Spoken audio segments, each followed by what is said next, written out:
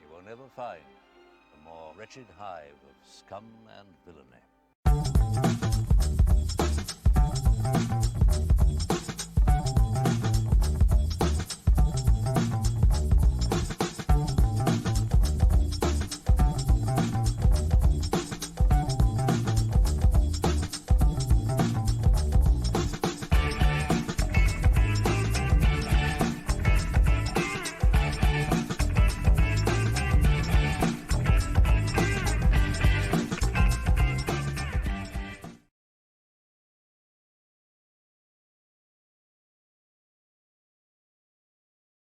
Something else that really bothers me and is unsettling in that video. Peter's demeanor being fake mad and screaming at the camera is identical to the 3 pity videos that he made about Kukian during that whole thing. I knew he was a fucking liar and hadn't been a vegetarian for this whole time. This clip makes me think about how fed up I am of Peter always making snide comments about Alex that he's in his 30s. And that's why he can do XYZ still and bitches that he's a 45-year-old man who's not down for X, Y, and Z anymore. This is what I cannot stand about Peter. How he treats others, turns up his nose at others, makes condescending remarks, and makes them feel bad when if they don't share his interest or lifestyle. To be serious for a second, regarding Francis Bean, I don't like that shit one bit and feel strongly about his gushing and being inappropriate with late teen, very young men. He doxed someone in one of his booktube videos. When it was pointed, he got bitchy, and then he went back and blocked it out and thanked the op.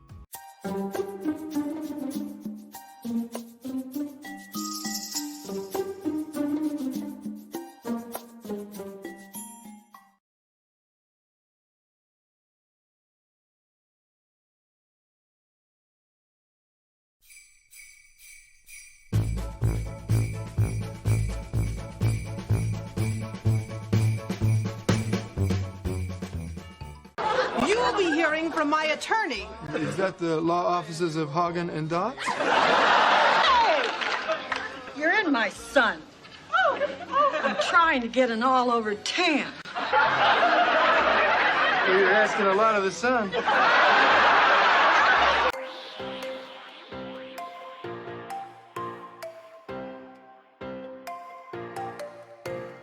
Faking tears for love. A story brought to you by Topics and Tea. With well-practiced ease, the old man contorted his weathered face into a mask of sorrow.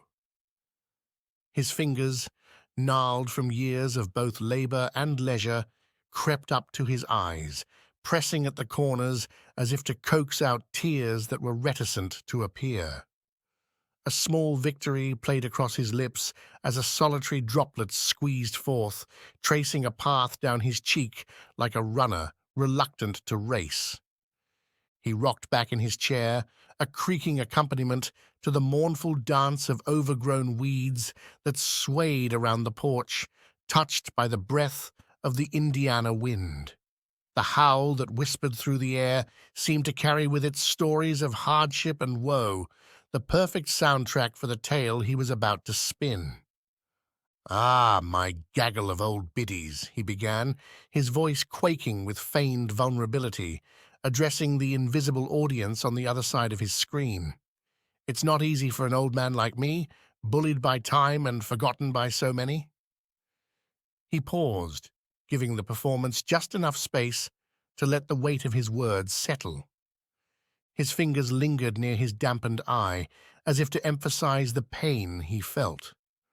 "But I know you all understand, don't you? You've always been there for me."